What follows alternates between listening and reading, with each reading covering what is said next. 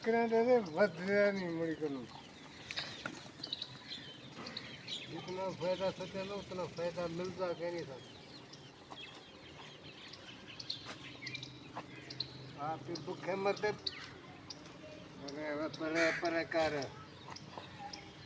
साकू केड़े पैसे मिलते 15 किलो लगे खड़े एक नानी सारी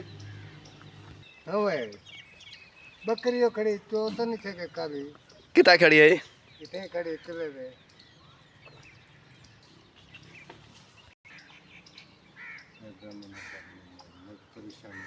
બકરા પૂરે નહીં બકરા ની રે કુકડી ત્રણ ત્રણ અંડે દે ને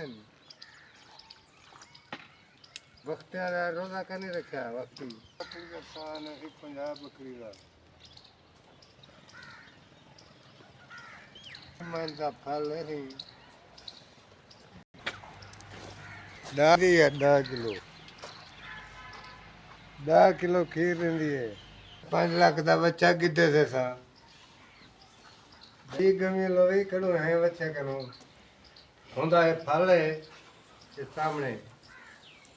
ते 7 गमी लवाई करे देखो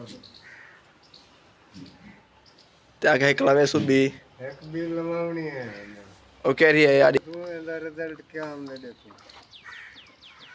मेरा तू मुकाला